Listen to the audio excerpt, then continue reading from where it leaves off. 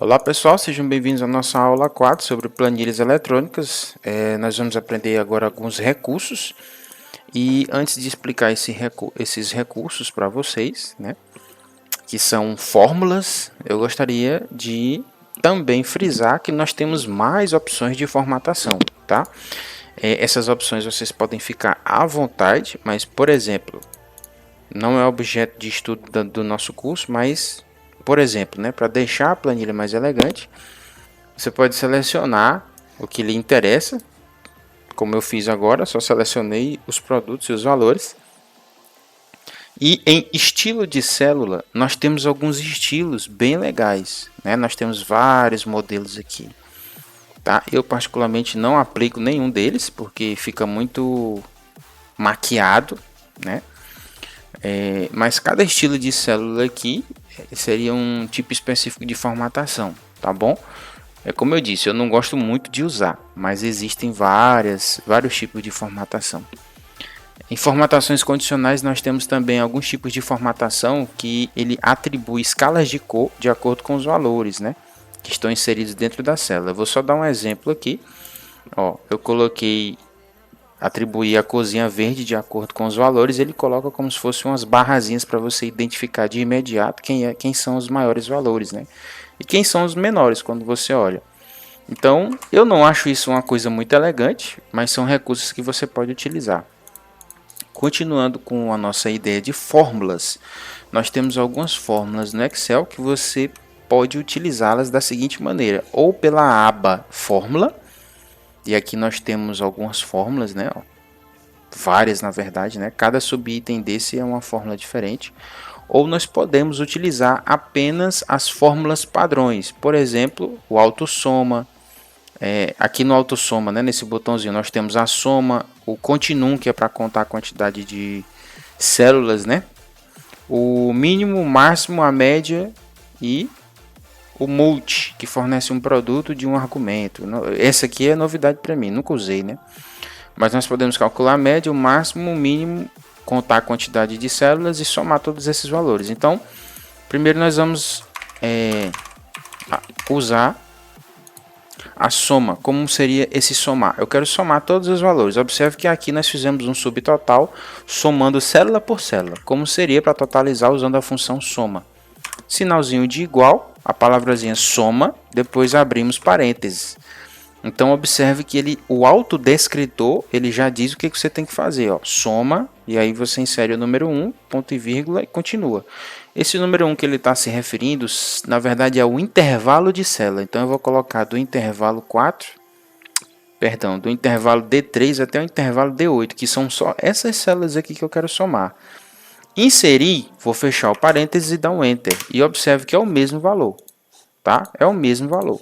O que nós fizemos foi usar apenas uma função específica ao invés de estar somando um por um, como foi feito aqui. Isso é um pouco cômodo, né? Porque nós podemos selecionar toda uma faixa de células ao invés de inserir manualmente de um por um, que dá mais trabalho. Então você seleciona logo todo o intervalo. O próximo é pegar o maior valor. Então eu vou colocar aqui maior valor. Para isso nós usamos a função máximo. Observe aqui que no autossoma tem aqui, ó, máximo. Como é que nós podemos fazer? Digitamos a palavrinha máximo e abrimos parêntese. Ou simplesmente clicamos na palavrinha máximo, ele já vai selecionar aqui, né? Ele vai inserir a palavra e vai selecionar uma célula qualquer, mas essa célula não nos interessa. O que nos interessa é toda essa planilha aqui, ó, que contém todos esses valores. De tudo isso aí, nós queremos saber quem é o maior valor. Então eu selecionei todo o intervalo da planilha e observe que ele inseriu todo o intervalo aqui dentro dos parênteses. Ó. Vou dar um Enter e o maior valor de todos esses valores, inclusive o valor total calculado, é o valor de 11,50, tá bom? Então nós acabamos de ter aqui como retorno, usando a função soma, né, um valor específico, e usando a função máximo um valor específico. Agora nós vamos fazer a mesma coisa, porém com o menor valor, usando a função mínimo, tá?